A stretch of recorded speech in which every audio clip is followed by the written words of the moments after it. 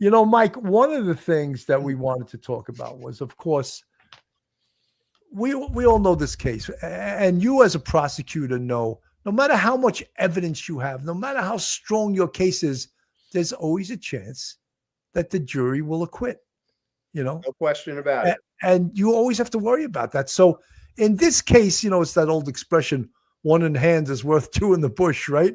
So if you have a conviction, you have a guilty plea, many prosecutors will take it. But in this case, I'm not arguing over that it was the correct thing to do. I'm just arguing over you got nothing for it. You've got nothing for it. Mike, your thoughts? I agree with you. I think that what the prosecutor did have a very, very triable case. Again, as you said, Bill, nothing is a slam dunk when you go into a jury trial. But in this case, particularly with the one piece of evidence which I think seals the deal, is his DNA recovered from that sheath of the knife that was found in the crime scene. I think that was the thing that's like the coup de grace. You put all the rest of the evidence together, and then you hit them with the DNA, and you say to the jury, essentially, why was his DNA on something that didn't belong to any of the people in that house? It had to be his, and he had to be there. So that's what you would do. But if the jury is, let's say, a little bit anti-death penalty, because this was a death penalty case, or the jury maybe felt that in order to convict this guy of 4 murders, they wanted either an eyewitness or some slam dunk piece of evidence in addition to the DNA, well, then there's a chance that there could be a hung jury or a complete acquittal, because the judge is going to charge what it means to prove a case beyond a reasonable doubt. So there's always that chance. So I agree with you that there's no guarantee. However, let's talk about what they did to guarantee convictions. They went ahead and they offered a deal. Okay, now I believe, based on my experience, that it more than likely was the defense attorney coming to the prosecutor and saying, let's sit down and talk. Okay, I think that she was not the most experienced person, from what I understand, and she may very well have worried about the thing that I just talked about, the DNA evidence. Because in this day and age, if you watch television, if you go to the movies, you see how DNA is basically the answer for most of these cases. So she goes to the prosecutor, she sits down and says, hey, listen, there's a risk because you essentially have, for the most part, a circumstantial case. You have one piece of direct evidence, but let's say I can fight that. And let's say I get one person to agree that that one piece of evidence is not good enough to convict, and disregard all of that circumstantial stuff. Okay.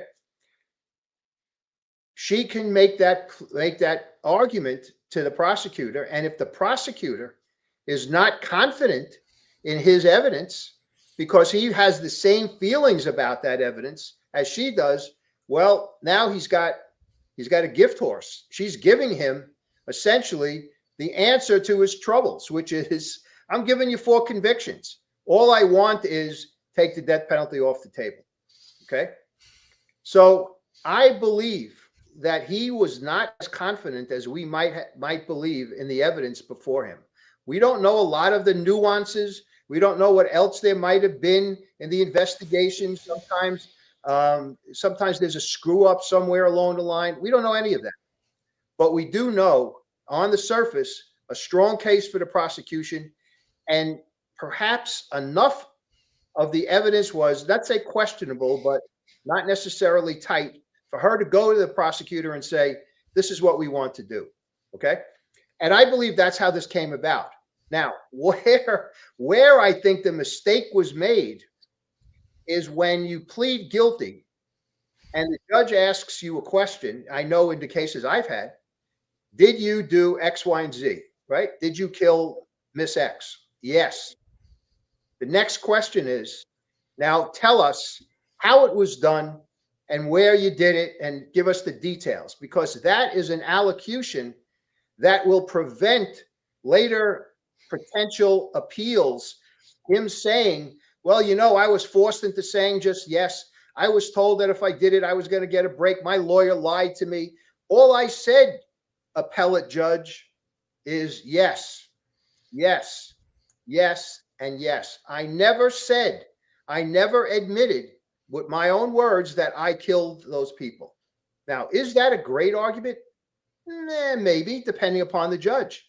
If you get a judge at a liberal judge in out on the West Coast in, let's say, federal court, because his rights were violated, he's going to argue, perhaps by his lawyer not defending him the way that she could, fully and completely.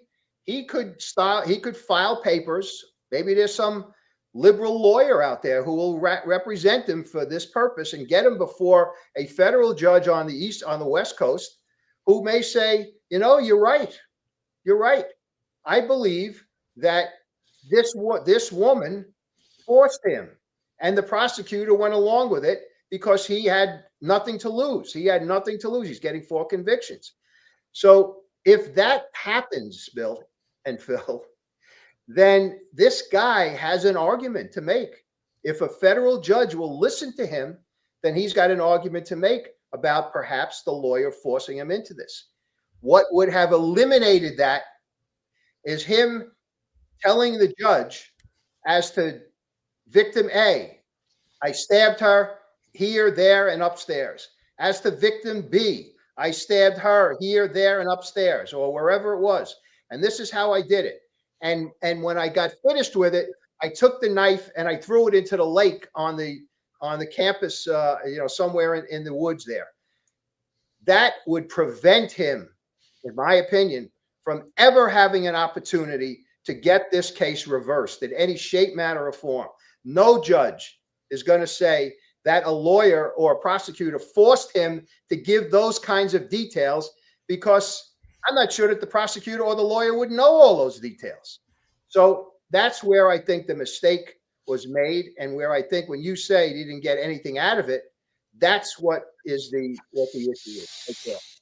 Mike, whenever I hear life without parole, I cringe, because cop killers from 30 and 40 years ago in New York State, they killed cops in New York City, all got paroled by Governor Cuomo, who changed the law. So life without parole means nothing to me, because they could, in any state, they can change the law 10 years, 15 years, 20 years from now. The Idaho legislature down the road could change the law. You don't know what kind of politicians are going to be elected to this Idaho legislature, and they may very well say there is no such thing as life without parole anymore. There's always going to be parole. If that's the case, then you've got an opportunity. I mean, he would have an opportunity to even appeal what he said in that courtroom, in terms of the plea he took.